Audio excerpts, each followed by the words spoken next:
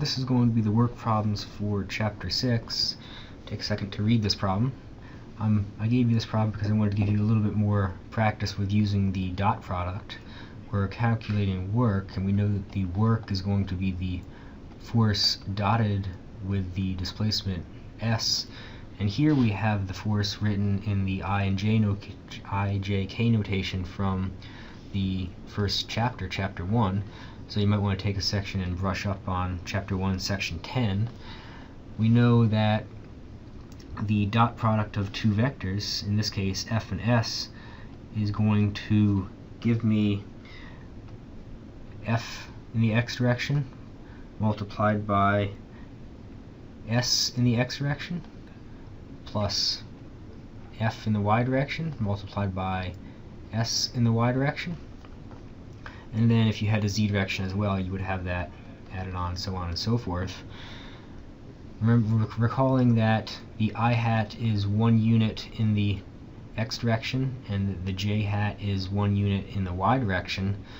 To calculate the work, all I have to do is say the work is going to be 30 newtons in the x direction, multiply that by negative 9 meters, that's S sub x, and I'm going to add now negative 40 newtons in the y direction, so negative 40.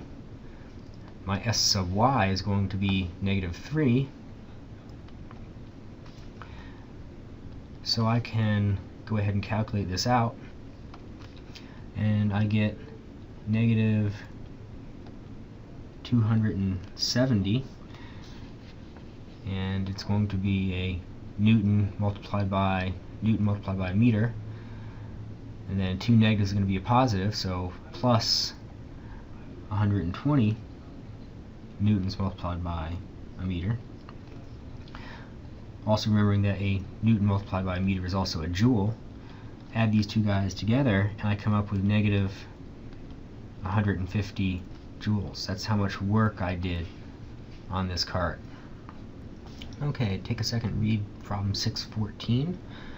Here we have a book that is moving across a rough surface. That means that there's going to be some friction involved. And it starts off with some velocity A, and then at the end of the day it ends up with a smaller velocity B. The book tells you what the velocities are. What it's interested in is how much work was done between A and B, and we can use the kinetic energy, or the work kinetic energy theorem, to say that the total work is going to be the change in kinetic energy. So the kinetic energy at point B minus the kinetic energy at part A, where this is part A and this is part B. And we know that the kinetic energy is going to be equal to 1/2 mass velocity squared. Since we know what the velocities are for each one of these cases, it's a simple matter to go ahead and calculate the work. It's part A. It's going to be 1/2. It tells you the mass of the book is 1.5 kilograms, so 1.5 kilograms multiplied by the velocity squared. Initially the velocity at B, so 1.25 meters per second. 1.25 meters per second, quantity squared, minus the kinetic energy at A. It's going to be the same thing, 1/2 multiplied by the mass, which is 1.5 kilograms. The velocity at A is going to be 3.21 meters per second. Square the velocity right there. Go ahead and you peck this guy into your calculator and you come up with negative 6.56, and the unit is going to be joules. And you might be asking yourself, does this make sense? Well, let's think about the displacement is going to be in that direction, and the force here that's slowing this guy down is going to be the force due to friction, and that is always going to oppose the motion, so we're going to have our frictional force in the opposite direction as the motion, in the opposite direction as the displacement vector. So yes, we do expect the total work to be negative, at least for part A.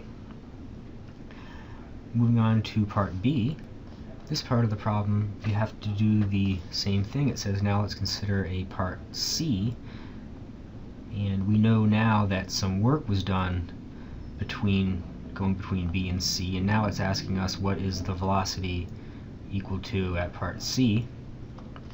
We have to use the same work energy theorem, where now we say that the total work between B and C must be equal to the kinetic energy at part C minus the kinetic energy at part B.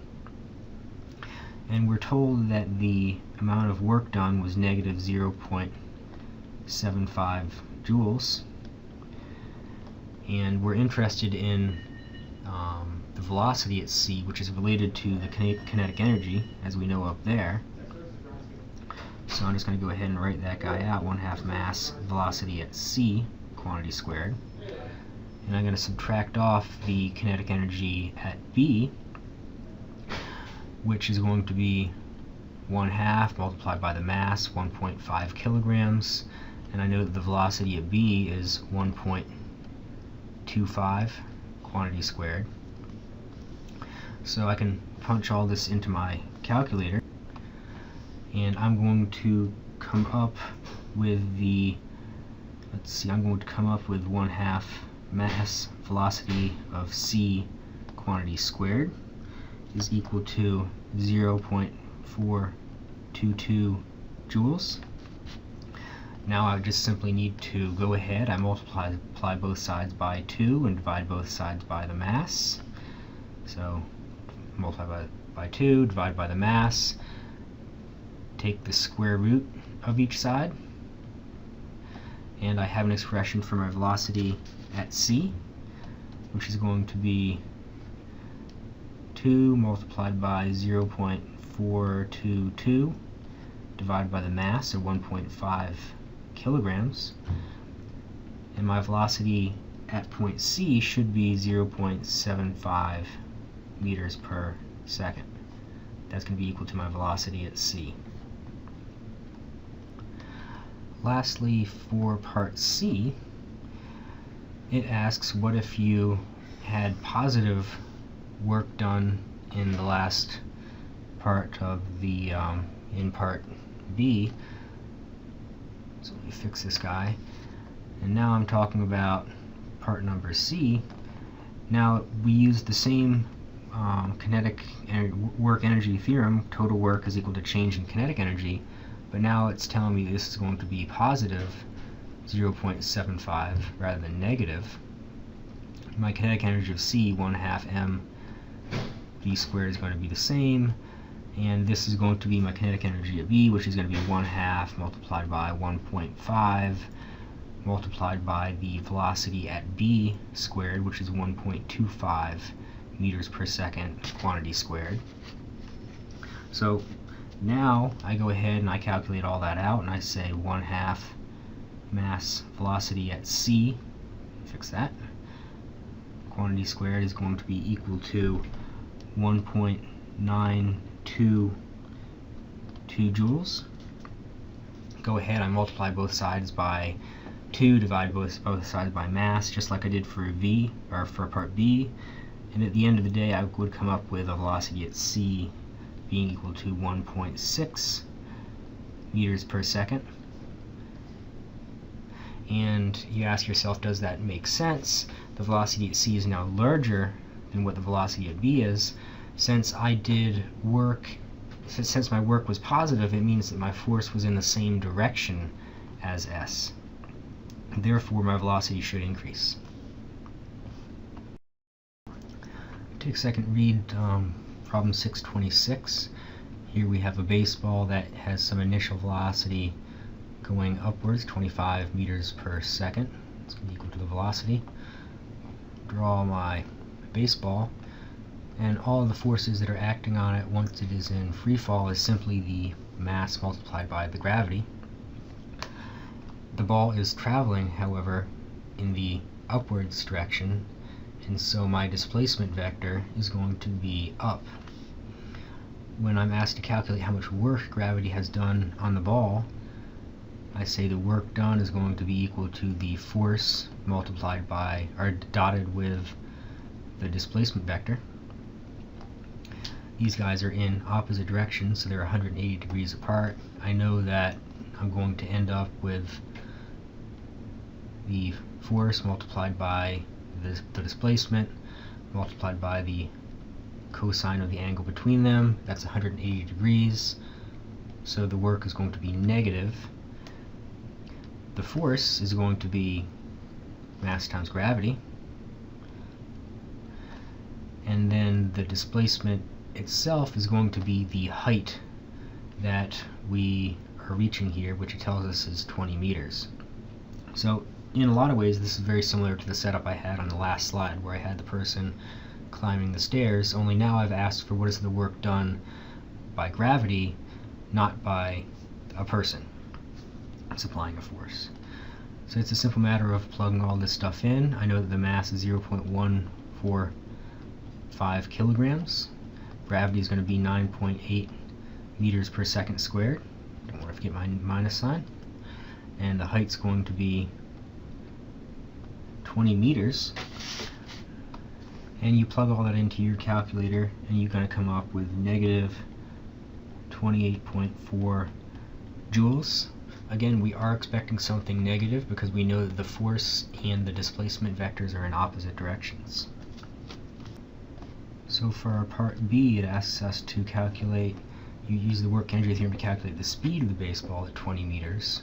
So what I want to do is I want to say that the work that was done to the baseball is going to be equal to its kinetic energy at 20 meters minus its initial kinetic energy.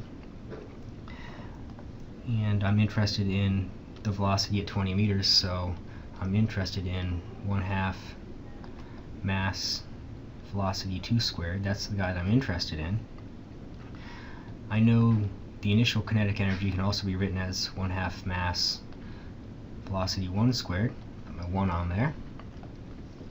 I'm trying to solve for V2, so I can go ahead and I can say, I can add the kinetic energy 1 to both sides.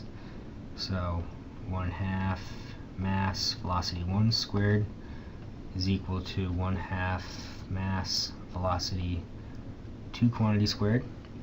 I multiply both sides by 2 and divide both sides by m. I'm just going to get rid of those guys. And last but not least, I take the square root of both sides. It's going to take care of that guy. So I have an expression for V, which is going to be equal to the square root of 2 multiplied by my work divided by the mass plus velocity 1 squared. I just did a little bit of factoring there for you. So now I just simply have to go in and plug all this stuff in, and my velocity is going to be 2 multiplied by the work done, which was negative 28.4 joules.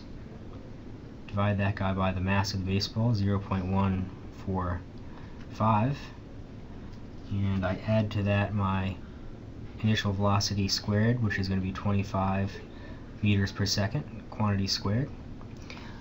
Just to note, the 25 was straight upwards, and so I don't need to break that guy up into components. And at the end of the day, I calculate my velocity to be 15.3 meters per second. Lastly, for part C, it asked, does it matter whether the baseball is going up or going down? And I didn't tell you which one I was solving for, so that tells you that no, the answer probably doesn't make a difference. But just to justify why, essentially, if the baseball is hit up and it passes 20 meters, then gravity does negative work on the ball, and the ball slows down, and eventually the ball turns around and starts moving in the same direction as gravity. Now gravity is doing positive work, and when the ball hits the 20 meter mark a second time, the negative work that gravity has done is equal to, on the way up, is equal to the positive work that gravity has done on the way down. 637, we have a box that is moving with some initial velocity, and it has some mass, and it's going to run into some spring, and the spring is going to compress, and we're told what the spring constant is. So we can use the work energy theorem. We can figure out how much work was done to the box. The amount of work done is going to be the change in kinetic energy, and I know that this guy is going to go from some larger kinetic energy down to 0. So that tells me that the force that is going to be applied must be in that direction. However, my direction of motion is going to be in that direction, so that would be my displacement. So I know that the work done is going to simply be equal to the negative kinetic energy of the box. Now let's think about, so this is going to be for the box. Now let's think about the work done by the spring. The spring is going to supply a force in that direction. However, the spring is going to compress. It's going to have some displacement in that direction. These guys are in opposite directions, so the work done to the spring is also going to be negative, and we would say that it's going to be negative 1/2 kx squared. We can also go ahead and write our kinetic energy to be 1/2 mass velocity squared, and we know that the work done to the box must be equal to the work done by the spring. So much like in the example I worked in the notes, we would say negative 1/2 mass velocity squared is equal to negative 1/2 kx squared. Unfortunately, these negatives are going to cancel out, these 1/2s are going to cancel out, and what I'm interested in is this maximum compression of the spring. I can divide both sides by k and take the square root of both sides, and have mass velocity squared divided by k must be equal to x. Now I'm told that the spring constant is going to be 75 newtons per centimeter. I want to make sure I get this guy into newtons per meter, so I want to have meters down here, 100 centimeters up here, talking about my spring constant, and I'm going to come up with 7,500 newtons per meter. So now it's a simple matter of plugging it in. I know that it's a 6 kilogram box moving with a velocity of 3 meters per second. It's going to be quantity squared, and I'm going to divide that by 7,500 newtons per meter, and my position is going to be 0.085 meters, or 8.5 centimeters.